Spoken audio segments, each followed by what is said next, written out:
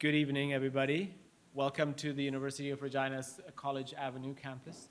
The University of Regina is situated on Treaty 4, and with our faculties of social work, nursing, and work that the Faculty of Education does, and many of our researchers, we also have a presence in Treaty 6. These are the homelands of the Nehiyawak, the Anishinaabeg, the Lakota, Nakota, and Dakota people, and it's the homeland of the Métis Michif Nation. Each year, sorry, I should introduce myself, I'm sorry. My name is Tobias Sperlich. I'm the interim dean in the Faculty of Arts, and I'm very excited to meet you here. Each year, the Faculty of Arts is pleased to present the annual Stapleford Lecture, which is a free lecture funded through the generosity of the Ernest William Stapleford and Maud Bunting Stapleford Lecture Fund. This endowed trust was provided to the University of Regina by Dr. Elsie Stapleford as a memorial to her parents. The endowment allows the Faculty of Arts to bring a distinguished guest lecturer to the university to speak in the area of human justice, the status of women, the education and care of children, the rights of disadvantaged groups, and/or the history and art of Saskatchewan. Reverend Ernest Stapleford, who lived from 1874 to 1959, was the president of Regina College from 1915 to 1934. He guided the college through the crisis of World War I and the economic depression of the 1930s. He was one of the formative presidents of this institution. His wife, Mrs. Maud Stapleford, who lived from 1884 to 1962, was very active and engaged in the community and took a particular interest in the arts and in the advancement of women's and children's rights. Their daughter, Dr. Elsie Stapleford, helped create and implement the Ontario Day Nurseries Act of 1946, which provided provincial government funding for daycare centers and implemented licensing and inspection measures. As director of the Day Nurseries branch, Dr. Stapleford made the Ontario program a model and helped to transform the way childcare is thought of and delivered in this country. Sadly, Elsie Stapleford passed away in 2004. I will pass on to Dr. Thomas McIntosh, my colleague in the Faculty of Arts, for a second to introduce our speaker, but I wanted to say something personal about our speaker, who I have known for 20 years since I first moved to Regina and to Canada for that matter. When I first moved here 20 years ago, Carmen and her family were one of the first people who welcomed us into their home and made us feel very welcome and at home in Saskatchewan. So I'm particularly pleased that I get to welcome her here to the Faculty of Arts to give us this lecture. In any case, I will ask Tom to give you an introduction to Carmen. Thank you. Thanks, Toby. Good evening and welcome to the Stapleford Lecture for 2025. My name is Tom McIntosh. I'm the Associate Dean of Arts for Research and Graduate Studies and Chair of the Stapleford Lecture Selection Committee. To start off with, I'd like to thank the other members of the committee who helped select this year's lecturer, Dr. Claire Polster, Dr. Melanie Schnell, and Charisma Thompson. I'm very grateful for the time, energy, and enthusiasm that they gave to the task. This year's lecturer, as Toby mentioned, is Dr. Carmen Robertson, who will be familiar to many of us here. I first met Carmen when we worked together on the publications board at CPRC Press, which is now the University of Regina Press. Excuse me. She's currently the Canada Research Chair in North American Indigenous Visual and Material Culture in the Faculty of Arts and Social Sciences at Carleton University.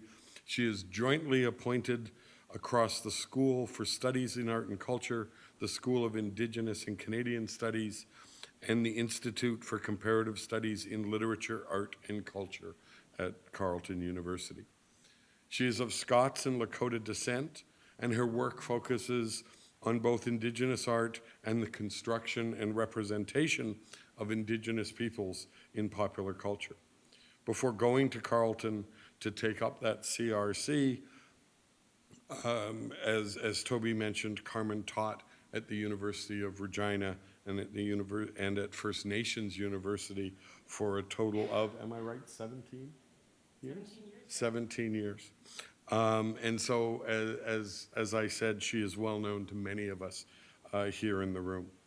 She is perhaps best known for the book mythologizing Norval Morrisseau, Art and the Colonial Narrative in the Canadian Media, which challenges the ways in which Morrisseau's work and life were characterized and presented, linking those representations to a colonial project that undercut his importance both as an artist and as an Indigenous man, while also seeming to laud his work and accomplishments.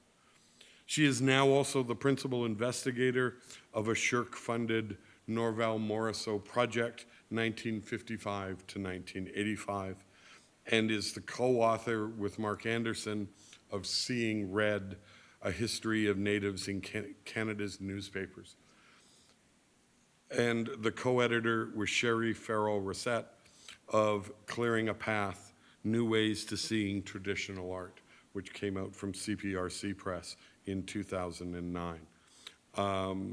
It is a great pleasure to welcome Carmen Robertson, not only to Regina, but back to Regina. Thank you so much. Well, thank you so much. I have to say, I think it's much easier to give a lecture to a room full of anonymous individuals than it is to be here today with so many friends and family. And, you know, there's a lot more pressure on me. But I'm very excited to be here. And I just wanted to start by saying thank you to the Stapleford family. Thank you to the Faculty of Arts and University of Regina. And this really is a full circle moment for me. I started teaching at Saskatchewan Indian Federated College in 2001 in this exact building, in the basement though, and then went on to First Nations University, and then later moved into University of Regina to MAP. And so it's wonderful to be back here at the end of my career instead of the beginning of it. So Tansi, bonjour, Ani, washte, and good evening. We all bring our own cultural baggage to looking at art, of course. As an art historian, I was trained to look at art through theoretical lenses, preferably a theoretical frame advanced by one of the great men of Western civilization.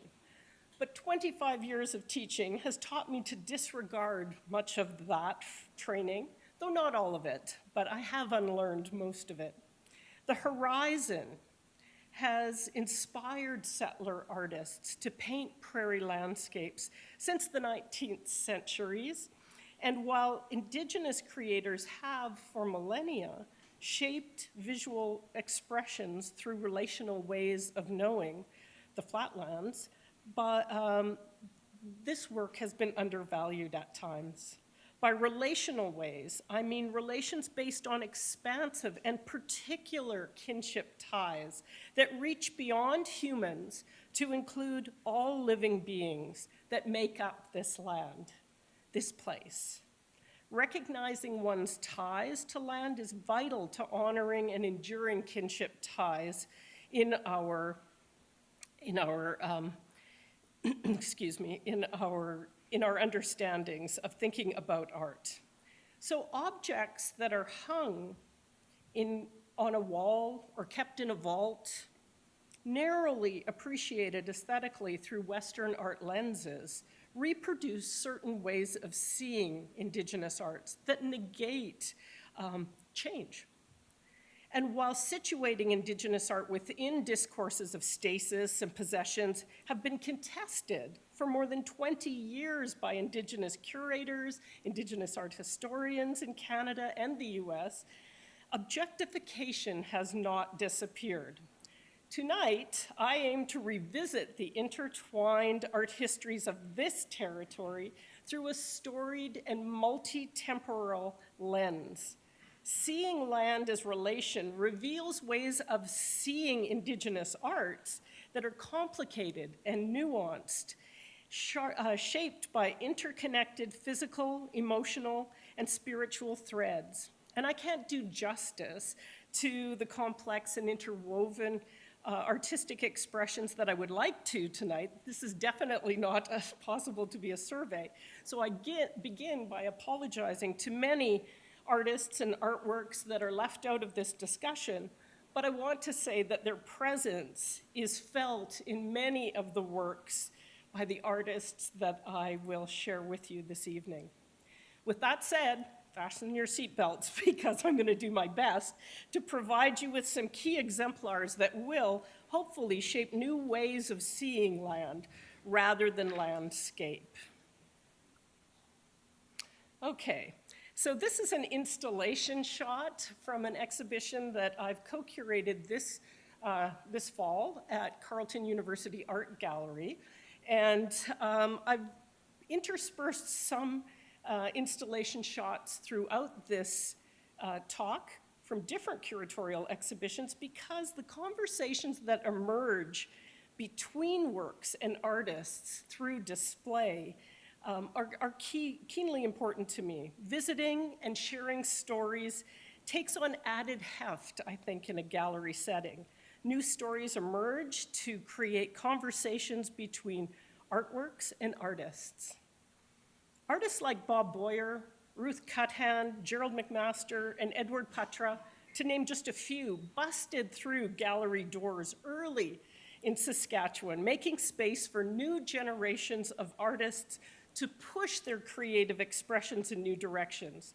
And the artists I've included in this discussion all show their work in galleries and art museums, and they all navigate the conventional art world in their own ways.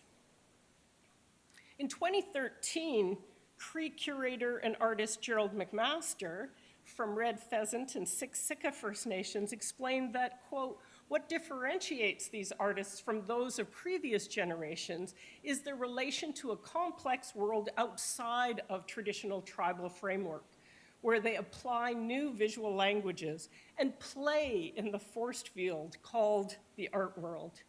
I've heard it called other things, but a force field is interesting too, Gerald. So Gerald doesn't mean that the force field of the conventional art world has diluted sovereign expressions of land, but rather that audiences do not necessarily recognize kin ties to land when art is placed in a white cube gallery. And so I'm going to invite you to consider work as much more than static objects displayed on walls and displayed on plinths. Through a process of storying, the complexities of this land coalesce in ways that can join threads from the past, present, and future. The physical, emotional, intellectual, and spiritual elements of stories impact the active and ongoing multi-temporal presence, while a linear timeline, so important to art history, reinforces confining categorizations or labels like quote-unquote traditional, customary, modern, or contemporary, and resist long-standing innovation and adaptation, always shared through intergenerational storying. So fundamental to Indigenous ways of knowing, for many cultures, stories on the prairies are shaped by specific and particular communities and languages. By shifting story from a noun to a verb, the concept of storying also shifts the way we see art, or I hope it will tonight. Instead of fitting neatly onto a timeline, seeing art through a lens of storying will challenge you, I hope, to envision a web of shared experiences and futures, privileging the processes of making over finished objects, values knowledge gained from collaborations with mentors, with ancestors, with kin, in the largest sense of the term, to continually innovate creative expressions. Cherokee literary scholar David Heath Justice's reminder that kinship, too, is best thought of as a verb that links the people, the land, and the cosmos together in an ongoing and dynamic system of mutually affecting relationships. And it's at this nexus of such dynamism that we picture land this evening. My thinking about this topic is impacted by a rich body of scholarship shaped through Indigenous studies and Indigenous art histories. And I often call on Métis scholar and artist David Garneau's concept of relational sovereignty rooted in kinship and community that advocates forms of unlearning. And it's through many processes of making works that storying comes to serve for me as a conceptual methodological frame.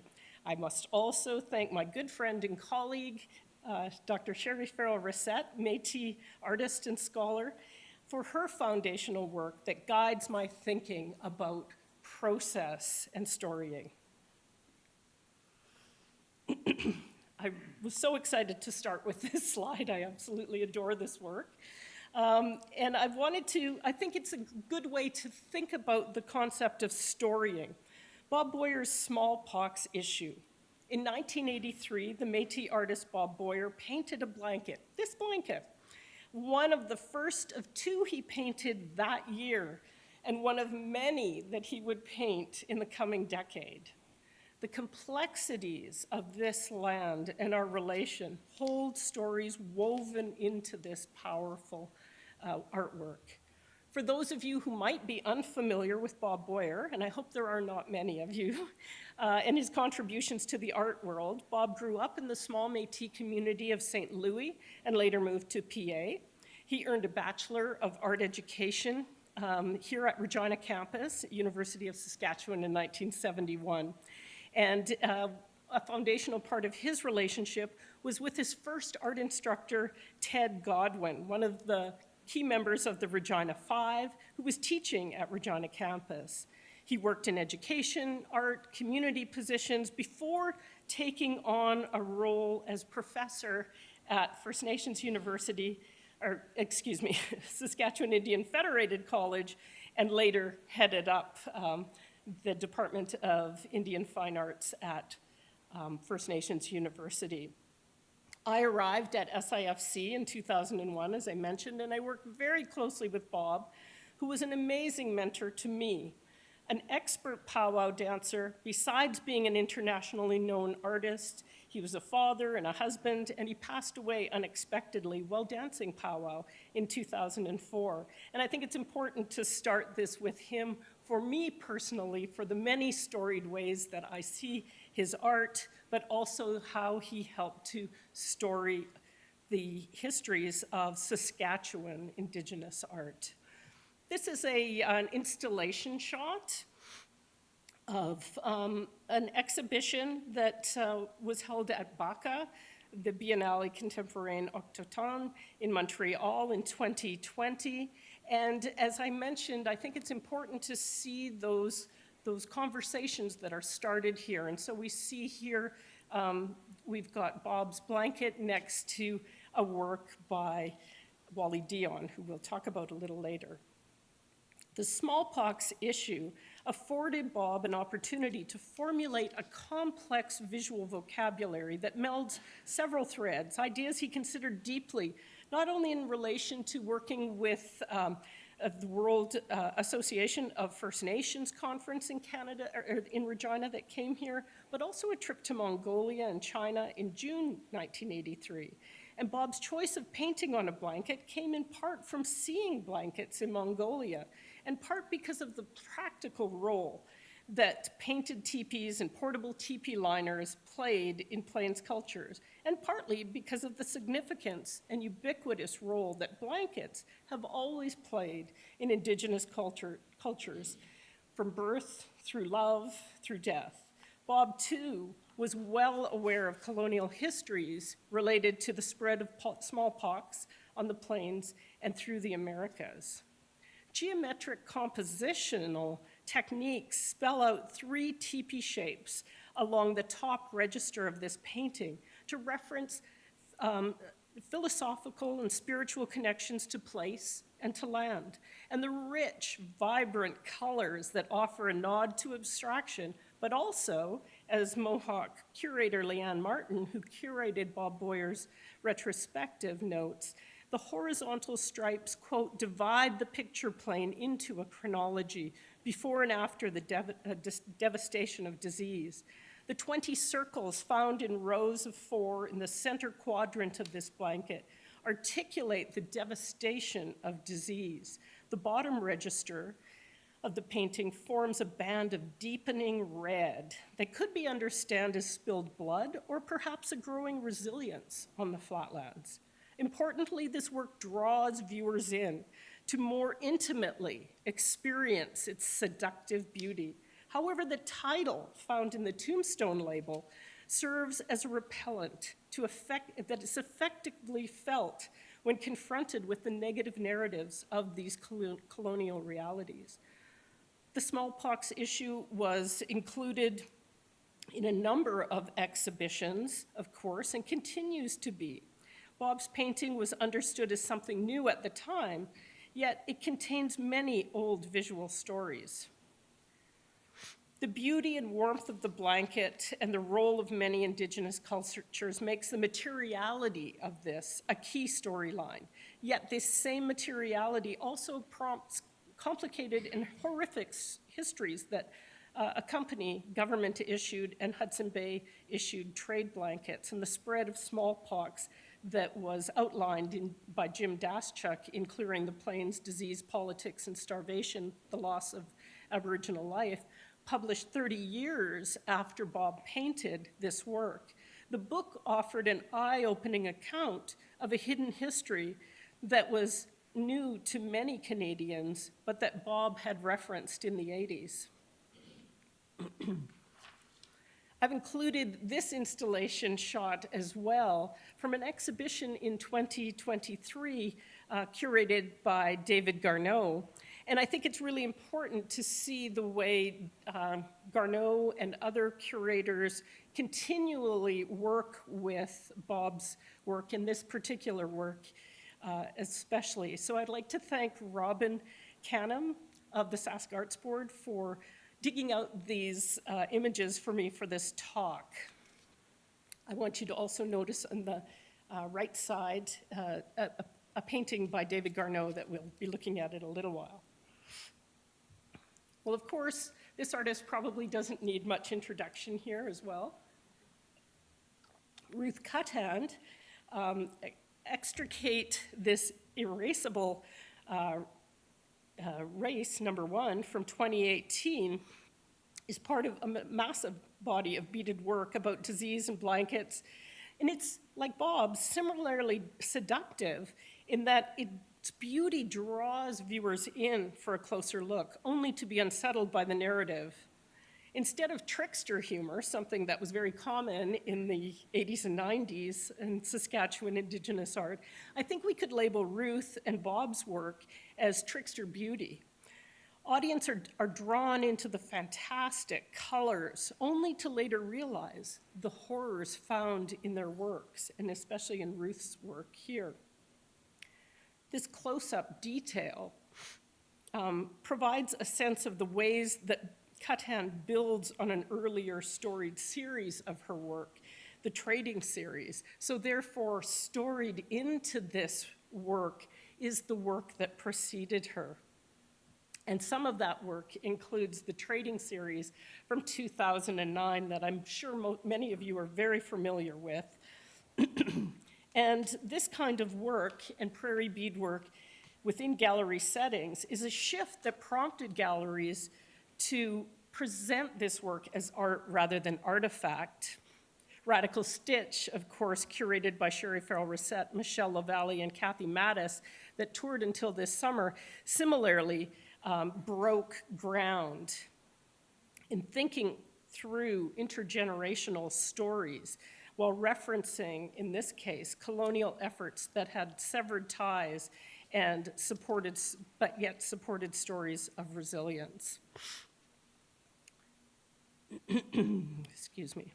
The beads that Cuthand expertly channels reference a millennium of stories of the flatlands, of movement, of visits, of innovation, Sherry Farrell-Rissette describes the process here that occurred in the Métis homelands as well, where Métis women began to integrate and synthesize trade goods such as glass beads and fabrics into knowledge systems that capture life force. And we see here a real sense of life force in Ruth's work. The medium chosen to represent syphilis, of course, is porcupine quills harvested from a living relative or kin, and reveals a fundamental sacredness adopted into the beading process used among prairie beaters. And cut-hand plates naturally dyed porcupine quills in an ancient style, a technology maintained through intergenerational knowledge sharing among Plains Indigenous women. And she invites viewers to directly access a rich, storied tradition of making and adorning.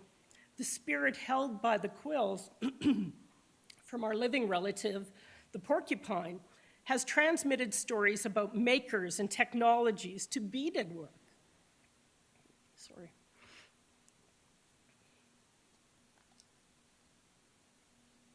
Stories of land articulated through processes of making take on many forms. And the connections that we see here are related to this concept of bead as story keeper, bead as living being. This quote by Felicia Gay, curator Felicia Gay, now at the Mackenzie, is taken from her curatorial panel from an exhibition that she curated during COVID of Ruth's work that has since been recurated here at the Mackenzie. Gives you a sense of that embodied spiritual way of thinking about story and bead in our blood, in our bodies. And this is another work that is very much part of a similar kind of embodied way of thinking about process. Judy Anderson collaborated here with her son Cruz, both members of Gordon's First Nation, to imagine new stories of the land. And connecting to living in urban settings. Cruz's burner, a signature in graffiti culture, serves as a conduit that prompted Judy to bead stories of identity onto hand-smoked hide. Judy wanted the burner, which are typically sprayed in large scale, to take up much of this tanned buffalo hide, that she beaded to better capture the monumentality of the burner that you might otherwise see on a rail car moving across the prairies. The result is an impressive vision of multi-temporality that combines stories from Plains men's exploits, from battles painted onto hides in customary practices, and then later transmitted into ledger art. And here is again re-envisioned with beads, hide, in the language of graffiti, and thinking about futurity. So the storied aspect of this particular work takes you deeply into this. Here's another, the second version of Cruz and Judy's hide series, the Exploit Robe. This one's going pro, another version of this. And again, this is from a recent exhibition that's on display now that provides you with an opportunity to see how that work connects with the processes created by Wally Dion and the very early work by Gerald McMaster. Situating the second beaded rope by Judy and Cruz next to Dion's shield and McMaster's pastel was a way to think about how land emerges curatorially, bringing relational ties with territory together with the actions and stories of making. Over almost 40 years, these three works reference techniques and adaptations that locate language at its, or land at its core. Wally Dion, who's a Soto artist from Yellow Quill First Nation, carries forward stories and discipline skills related to Morning Star teachings in a work here that combines designs, and stories inspired by star blankets. And of course, most everyone is familiar with the star blanket here on the Flatlands. But Wallis uses circuitry from computers, that he skillfully creates this work that acknowledges both environmental destruction and waste, while also celebrating communal resilience. The activated storying of this work celebrates new technologies while honoring intergenerational processes and stories to shape imagined futures. Another artist who works with the concept of the interplay of beads and land and intergenerational knowledge coming through process is Métis artist David Garneau. And this is from a series of paintings that he did between 2006 and 2008. And I included Red River 1980s beaded map in an exhibition at the Art Gallery of Regina years ago. And I'm appreciative of the innovative ways that David's bird's eye view of the River Lot Parish settlements along the Red River come to life here, and those stories are held in this more recent work. We see this sense of the river flowing, the lifeblood of the Métis homelands, resistant to colonial efforts to order and settle the land, and filled with medicines and communities. Stories of movement, of struggle, intermingle with new forms of futurity. David also painted this particular work as an homage to Bob Boyer in 2004, shortly after his passing. It's representations in this triptych of batosh, of grave markers, a tangle of dead branches, and trees that screen a ghostly image of the Batosh Catholic Church. And they together gather a number of storylines about place and land that Bob remains part of. The painting, for me at least, weaves personal, cultural, political, spiritual, and artistic stories from the past, present, and they continue to shape futurity. I want to turn here to a billboard from 1993. This is a work by Edward Patra, and it resituates land beyond the flat representation of the Qu'Appelle Valley landscape. The Amazon is burning while we play bingo was part of Joyce White Bear Reid's post-colonial landscape billboard project that year in 1993. And Patra, a multidisciplinary artist and a member of Gordon's First Nation, taught in Indian fine arts in this building as well. And he was also he was the first Indigenous artist to represent Canada at the Venice Biennale in a show curated by Gerald McMaster. The Billboard project was created in '93 as part of a multi-city series that saw billboards placed in urban settings. White Bear Reid positioned this work in downtown Saskatoon, you might even recognize the street, as a way to unsettle and disrupt spaces that otherwise, at the time especially, made little room for Indigenous art. Patra chose a complicated archival photograph created in 1885 that adds layers of story to this work, that is at once a comment on climate change, a process in the Amazon that continues today, beyond a satirical title that reinforces trickster humor and points to the fact that bingo was hugely popular in the 1990s. Patra superimposes small circles over the facade of this photograph that mimic falling ash, or could also be read as bingo dauber designs imposed on the surface of the photograph. And of course, this is a very problematic archival photo taken by Otto Buell. And I think it's important to remember that the photographer demanded all participants stay perfectly still for what felt like eons in order for the camera to capture this work without a blur. the hierarchical schemata of the original photograph of both man over nature, church and state over indigenous peoples is palpable here. Father Huguenot, the first principal of the school, commands supreme control, standing tall as he surveys the valley from the crest of the hill overlooking the school. Patra's choice of photograph reminds viewers that the land, the water, the sky too have been claimed or seized in some way and require reclaiming.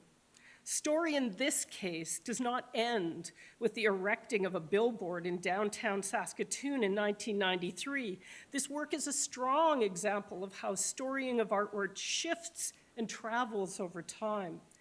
Since the TRC calls to action and awareness of the Indian residential schools adds heft to the ways of seeing this place with the Lebret Industrial School in the background. Media reports of unreported graves in IRS sites further activate storied layers here. But since there are so many of my family members here in the audience today, I want to share too how this particular archival photograph impacts my own way of seeing this work and adds to the storied vision of it. The industrial school opened in 1884 in the Qu'Appelle Valley at the Lebret Mission as a school for boys, though Indigenous girls began to attend in 1885, the year this photograph was taken. And some are included in this photograph. My great-grandmother, with her family, settled at Standing Buffalo First Nation and was one of the first cohort of girls to attend this school. And I can't help but scour these faces of these children sitting on this hill and wonder whether she was sitting on that hill the day Otto Buell staged this photograph. This activated story carries on for me. Laurie Blondeau is Naheo, performance artist, curator, and scholar, also from Gordon First Nation. I used to laugh and say that red pheasant must have something in its water because Alan Sapp and Gerald McMaster and Lionel Piachu are from there. But I have to also wonder about Gordon's First Nations. There's an awful lot of amazing artists that come out of this. So this particular work that we see here is a documentary photograph of a performance that captures the embodied performative interventions with the land that Laurie undertook. Laurie Blondeau is a Governor General Award-winning artist who comes from a long line of artists, including Edward Patra, her brother. The documentary photograph here serves as an homage to Plains Indigenous rock formations that long served as sacred and rites of passage ceremonies, or the recording of battles and histories. Laurie explains that this is a work of resilience and included standing on top of rocks while draped in this blood-red velvet.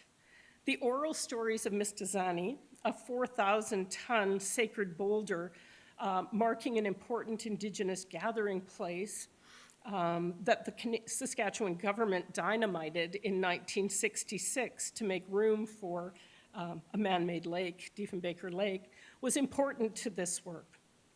Patra, her brother, also included a series of work related to the destruction of this site. Interestingly, Rock Woman is part of a large curatorial project mounted by Leanne Martin in 2018. The Resilience Project was a national billboard project that included 100 Indigenous female artists' work displayed across Canada as creative responses to the TRC calls to action number 57. And Martin calls the chosen artists, quote, defenders of cultural sovereignty, an apt description of this work. I want to turn here to Joy T. Arcan's work, and this is an early work of hers, Amber Motors, Here on Earth, from a series that she did in 2008-2009, photography work that's manipulated. And I'd be remiss if I didn't find a way to discuss the significance of first languages in the activation of story and storying in art in Saskatchewan. The Nehea text-based artist from Muskeg Creek, Cree Nation in Treaty 6 territory, now lives in Ottawa, and her incredible body of work, some photography, such as this series, and also neon and other signage disruptions are well known across Canada. In 2018, she was shortlisted for the Sobey Award, and the Mackenzie and Reme are mounting a series of shows right now calling on the Gathering of Great Plains series, and next week a new show of Arcan's work opens at the Mackenzie, curated by Felicia Gay, and explores place and her family's farm in relation to the Great Plains. It opens on November 14th, includes a conversation with Joy, curator Felicia Gay, and Paul Sesquisas, so don't miss that one. Arcan's practice has shifted over time, but in this 2009 series, Here on Earth, she created a group of manipulated photographs that imagined what an indigenized public space could be by creating streetscapes and communities with typographic inclusions of Naheoin, or Plains Cree Y dialect language, that is left untranslated. The layers of meaning found in this body of art speak of resilience and especially of futurity. Working with Daryl Chemakasis of Chittick Lake, Daryl has been a long-time collaborator for Arcan's Cree syllabics that are meant not to be translated, but offer hopeful messages to those who read syllabics. For anyone who knows more than one language, the understanding of how ways of being and ways of knowing are imprinted through language begins to understand the fundamental ways that we shape our art today.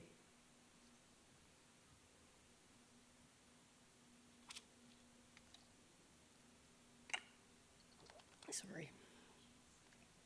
Positioned with ties to the sky, the land, the water, stories of place and relationships are captured by Métis artist Catherine Boyer, who beaded the sky above her family home in both Moose Jaw and Regina in a work made especially for her dad.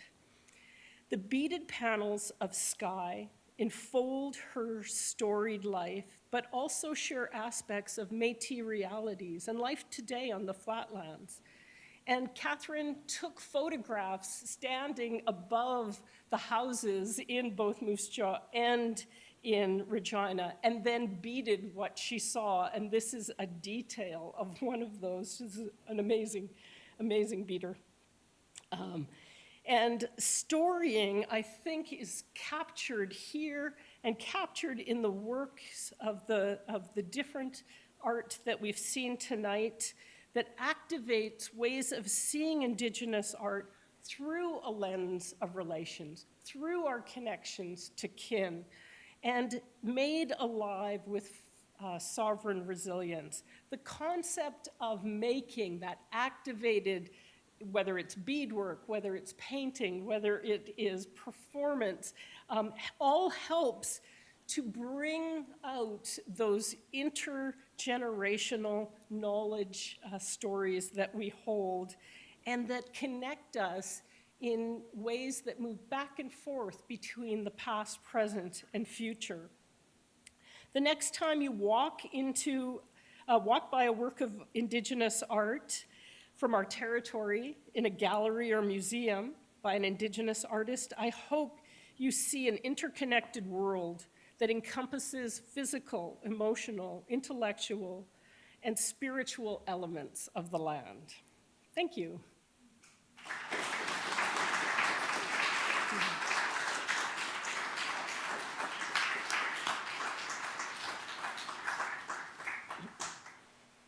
Hello, this is on. Oh, good. Thank you, Carmen. We have some time for questions. raise your hand. I will come and bring you a microphone. Somebody has to be first. Come on. Oh, easy, right in the front row. I'll risk it. I was just kind of struck, you know, with those, what's her name now? Judy Anderson, is it? Yes. With the cruise things and looking at these things, you know, it feels that message and it looks like here we are turning resources into spectacles, and it's just such a profound statement of just this world, how we've just taken for granted our resources and turned them into spectacles. And sometimes I don't understand, like I get arts to draw in that bigger, broader public conversation, and I guess you need that. It's sometimes my brain just can't wrap around, you know, we want to fight these problems, but we fight them by doing the exact same things that are creating the problem sometimes. And I guess that concept, and everybody says it, well, use it as a tool, but sometimes I think we get trapped in the use it as a tool to justify not changing. Oh, well, see, I would provide a counterpoint to that and say that what Judy and Cruz are doing here is actually innovating and adapting and changing, because although they're drawing from the past, they're trying to figure out different ways to tell stories in the future that work for urban, especially young men who in Regina have been stuck in many ways. And so a work like this, I can't even begin to tell you how when school groups see this work, how young kids get very excited about different ways of thinking about graffiti, burners, tags, as something that could be changing the way they think about their own story. So I don't know if I've answered you, but that's the counterpoint I'm going to offer. Anybody else? Come on in. Sean? Hi, Carmen. Can you tell me, has your sense of Indigenous aesthetics changed since leaving the prairies? That's such a good question, Sean. Very good question. Because yes, it absolutely has changed.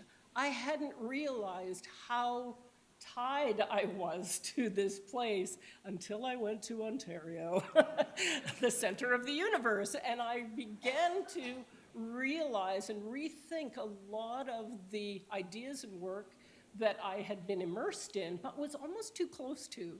And by going away, I found that I began to rethink a lot of these ideas about aesthetics. And so Judy Anderson and Catherine Boyer and I co-edited Bead Talk in 2024 and brought together curatorial conversations and artist conversations to think through some of these ideas that, you know, they're not expansive, they don't speak for everyone, but they begin to open spaces for conversations about these ideas, I hope. Thank you.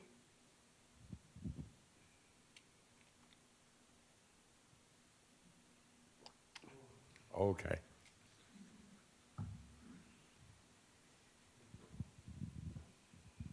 Thank you very much for your talk. I really enjoyed it and I learned a lot. Have you, in your time in Ontario, the Indigenous art that you've encountered, are themes similar in some ways, distinct? Could you talk a little bit about that, please? Sure. Well, much of my research program is focused on the art of Anishinaabe artist Norval Morrisseau. And he's a great teacher to me about these ideas of interconnected relationality. But the stories and ideas are very different from here on the plains. And so that also helped to create a way of thinking about aesthetics from the flatlands, from this place, as being something very different, but yet it's interesting how Morrisseau's connections to the cosmos, that concept of transformation within his very spiritual art, began to permeate the way I started to think about how is it different here? How do we see and imagine art? Thanks.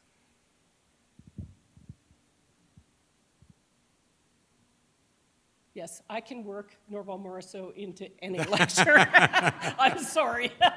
This is a bit tangential, but also about Norval Morrisseau. Do you think he was a monarchist? Absolutely, he was a monarchist, yes.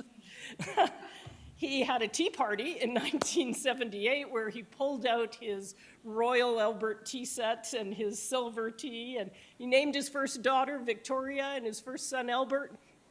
Yeah, he loved all things British, but in his own very weird and quirky way. Anyone else?